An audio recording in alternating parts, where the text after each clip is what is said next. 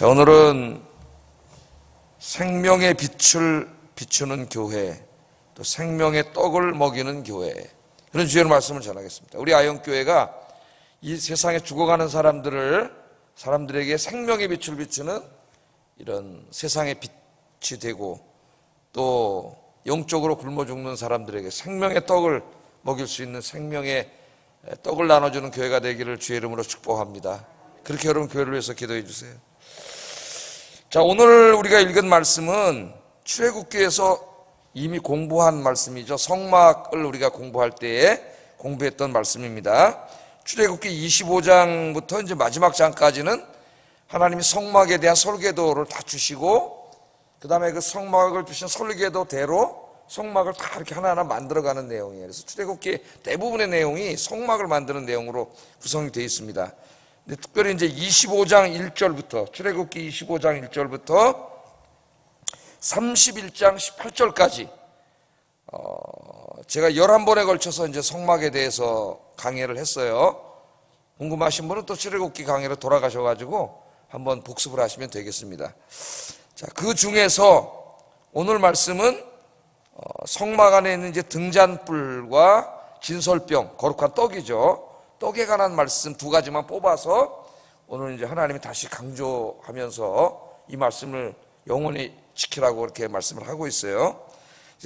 성막에 대한 이게 설계도를 단면도로 이렇게 그리면 저렇게 된다 그랬죠. 요거는 이제 직접 그린 거예요. 여기서 가져온 게 아니고 판권이 이제 저에게 있습니다. 아무것도 별거 아니지만은 딸내미 시켜서 그렸어요. 제가 딸내미 시켜서 이렇게 이제 그렸는데, 자, 저 바깥에 있는 이제 큰 선이 그 성막 울타리죠. 울타리고 이제 성막 그 안에 마당이고, 그 중간에 회색으로 된 게 이제 성막이죠. 근데 성막 이제 가운데가 반으로 나뉘어 있습니다. 그 휘장이죠. 그 안에 있는 게 뭐예요? 제일 안에 지성소에 있는 게 언약궤. 예? 언약궤가 거기에 있고, 그 다음에 이제 그 언약궤 바깥에 성소, 거기 성소라 그러죠. 언약궤 있는 것은 지성소라 그러고 성소라 그러는데, 그 성소 바로 앞에 중앙에 있는 게 분향단. 분향단 그러면 뭐가 생각이 나요? 나답과 아비후가 하나님이 명하지 않은 다른 불로, 다른 향으로 자기 마음대로 향단을 태우다가 제사장이 예배 들어갔다가 하나님의 심판을 받아 죽었죠. 생각이 나요. 그리고 이제 또 향단은 계시록에 보면은 그 향단에 성도들의 기도가 담겨져서 하나님께로 이제 이렇게 올라가서 받쳐지는 그런 상징적인 의미로도 신약에 쓰여서 기도에 대한 말씀으로 이렇게 우리가 공부를 했던 기억이 납니다. 그리고 이제 그 양옆에 뭐가 있어요?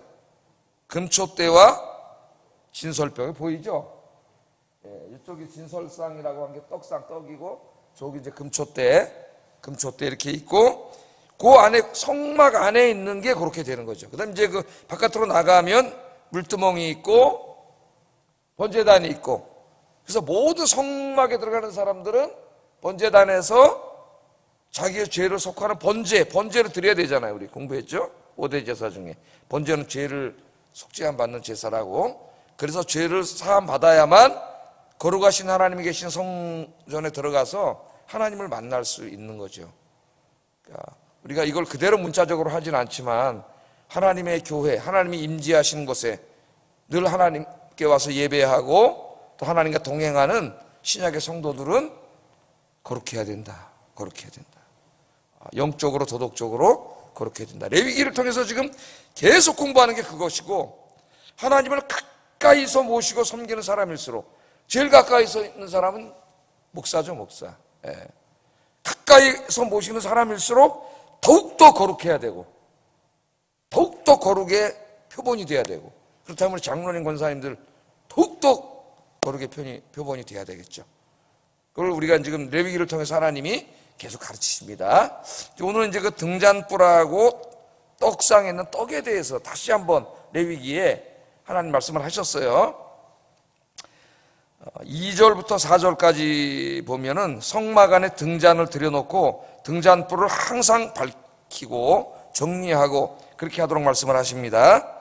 이스라엘 자손에게 명령하여 불을 켜기 위하여 감람을 찧어낸 순결한 기름을 4개로 가져오게 하여 계속해서 등잔불을 켜둘지며 계속해서 등잔불을 켜줄지며 이 불을 끄면 안 되는 거예요. 아론은 회막안 증거계 회장 밖에서 저녁부터 아침까지 여호와 앞에 항상 등잔불을 정리할지니 이는 너희 대대로 지킬 영원한 규례다. 그렇게 하나님 말씀을 하셨습니다. 자, 이 촛대 이제 감람육 아주 순전하고 제일 깨끗한 최상의 기름으로 이렇게 이제 불을 붙이는 거죠, 거기다가. 그러니까 여러분, 밤이 되면은 성막, 낮에도 마찬가지지만 그 텐트만 천으로만 만든 게 아니라 바깥에 또 앙장을 덮고 막 이랬기 때문에 불을 켜지 않으면 안에가 어떻게 될까요? 깜깜하겠죠. 깜깜해서 보이지가 않습니다. 그래서 이제 등잔불은 그야말로 비추는 기능이죠. 어둠을 비추는 거예요. 어둠은 어떻게 없어져요? 막 싸우고 막 우리가 퍼내고 막 쫓아내고 그런다고 어둠이 없어지지 않습니다. 어둠은 어떻게 하면 없어져요?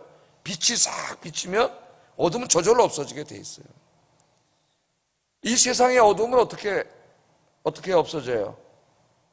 교회가 많은데 우리나라에 각 지역에 있는 교회들, 그 교회 다니는 성도들이 세상에 빛이 되면 어둠이 없어져요. 그런데 안타까운 것은 때로 교회와 그리스도인들이 세상에 빛이 되지 못하고 같이 어둠이 되기 때문에 세상이 깜깜한 거예요. 자, 하나님은 빛이시죠. 하나님은 빛이세요.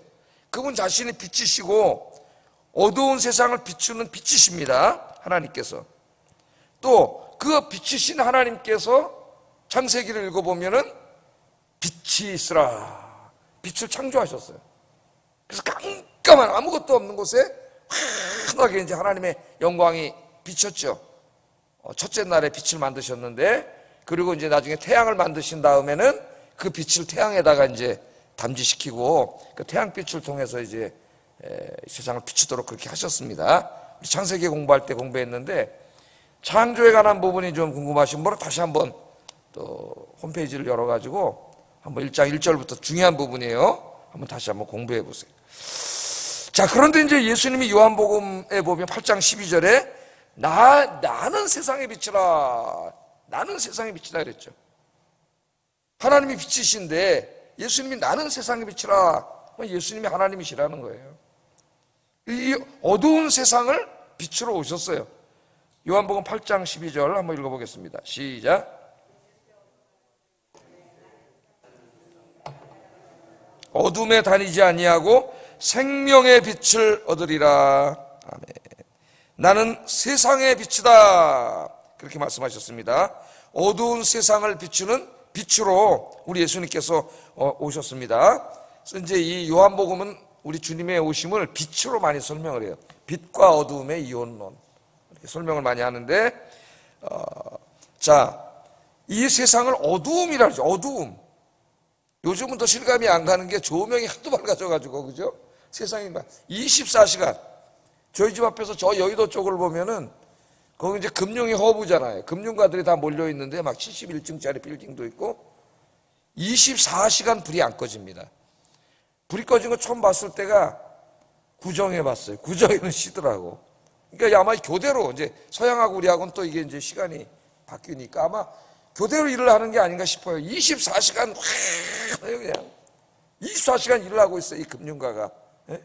그렇게 화내니까 어둠이라는 게 우리는 잘 이제 피부에 안 와닿았지만 고향이 시골이었던 분들은 그 어둠이 뭔지 알아요.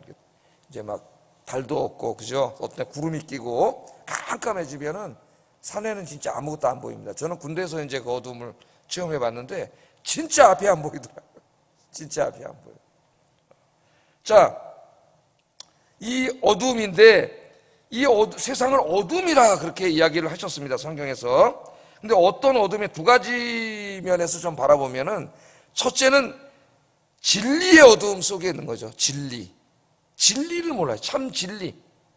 이 세상이 어떻게 존재하게 됐는지, 인간이 어떻게 존재하게 됐는지, 예? 인간이 지금 어떤 상황에 처해 있는지, 인간이 이대로 살다가 죄짓고 살다가 죽으면 어떻게 되는지, 어떻게 우리가 구원을 받는지, 어떻게 영생을 얻는지, 예? 어떻게 천국의 축복을 누릴 수 있는지 하는, 어떻게 보면 우리 인간에게 가장 중요한 이 진리를 알지 못해요. 그래서 지금 계속 어둠 속에 있어요. 어둠 속에.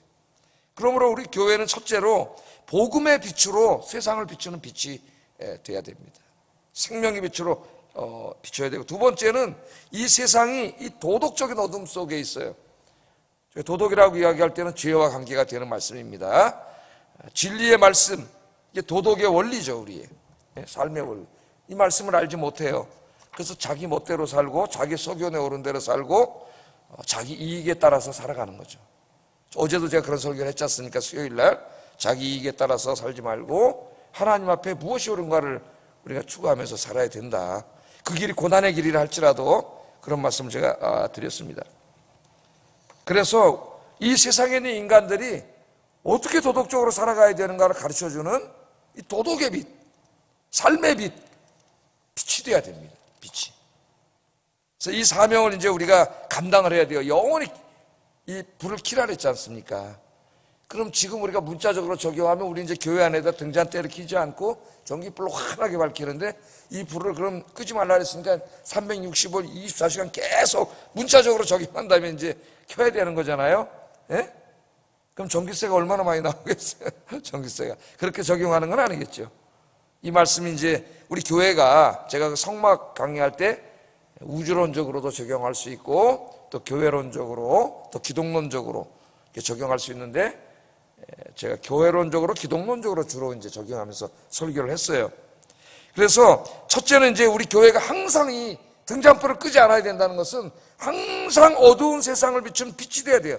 왜냐하면 예수님께서 너희는 세상에 빛이라 그랬습니다. 빛이라. 우리가 예수 그리스도를 믿으면 이제 성령님이 우리 안에 찾아오시기 때문에 그 하나님의 영광의 빛을 세상에 비추는 빛이 된 거죠. 빛이. 그래서 어두운 세상을 비춰야 돼요. 우리 한인교회가. 이 빛이 꺼지면 교회가 아닌 거죠.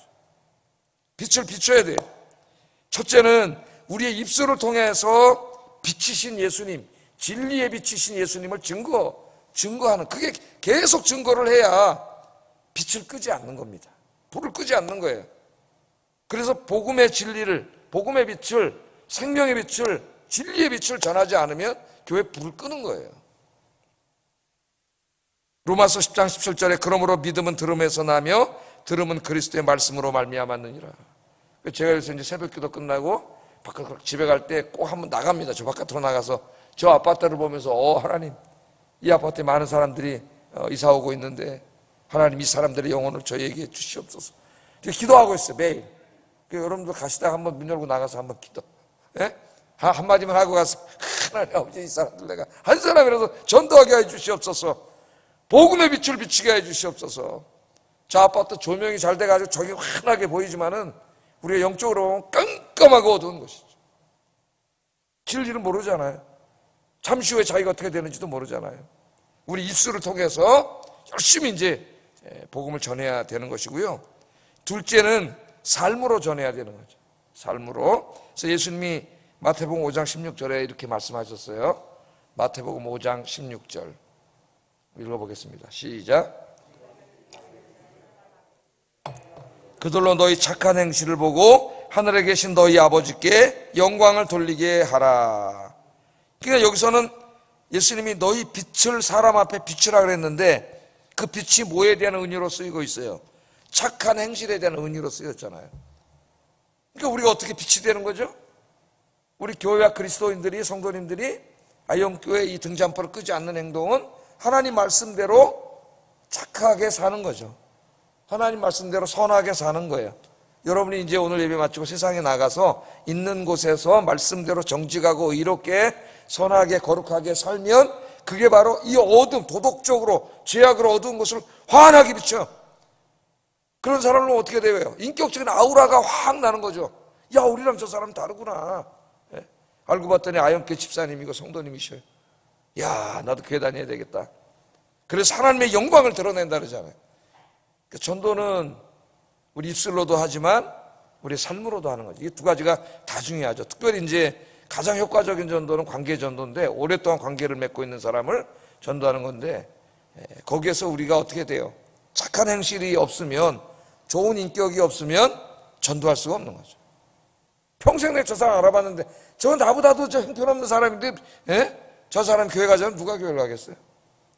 그러니까 이 착한 행실이 중요한 거예요. 특별히 관계 전도에 있어서는. 그래서 우리 아영교 성도님들이 이 등잔불을 끄지 않는 것, 이것은 늘 우리 입술을 통해서 복음을 전하고 말씀대로 여러분들 사셔서 어두운 세상을 환하게 비추는 우리 예수님의 명령대로 세상의 빛이 되는 이 등잔불을 주님 오실 때까지 끄지 않는 아영교회 되기를 주의 이름으로 축복합니다.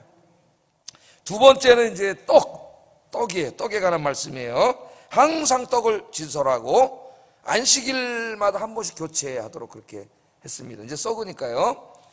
5절 8절 한번 읽어보겠습니다. 시작. 10분의 2 에바로 하여 여호와의 앞 순결한 상 위에 2줄로 한 줄에 6개씩 진설하고 너는 또 정결한 유향을 각 줄 위에 두어 기념불로 여호와께 화제를 삼을 것이며 안식일마다 이 떡을 여호와 앞에 항상 진설할지니 이는 이스라엘 자손을 위한 것이요 영원한 언약이니라. 성경에 5대 제사 말고 이제 화제니 거제니 요제니 뭐 이런 말도 나오잖아요. 그거는 이제 방법을 말하는 거죠. 화제는 태우는, 번제처럼 태우는 제사는 이제 화제라고 하고, 그 다음 요제는 흔든다는 얘기니까, 예? 흔들어서 이렇게 하나님 앞에 이렇게 드리는, 이제 거제는 들것자잖아요. 이렇게 하나님 앞에 들어서 이렇게 내리는, 이제 그건 방식에 관한 겁니다. 5대 제사가 아니라. 자, 여기 이제 떡 12개를 구워서 그 거룩한 순결한 떡상을 만들고 그 위에 놔야 되는데, 6개씩 2줄로 놓으라 그랬죠? 6개씩 2줄로, 그러면 12개, 12지파를 상징하는 것인데요. 그렇게 놔서 진설을 하고 안식일마다 이걸 이제 교체하라, 그렇게 하나님께서 말씀하셨습니다. 진설병은 뭐예요? 떡이죠, 떡. 네? 먹는 거예요. 하나님을 위한 떡입니다. 하나님을 위한 떡.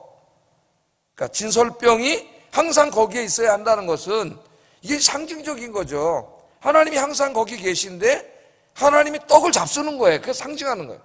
그러니까 핵심은 뭐라 그랬어요? 하나님이 항상 성막 안에 임재해 계심. 그러니까 하나님이 우리가 이제 이해하는 것으로 이해하려면 떡을 잡수셔야 되잖아요.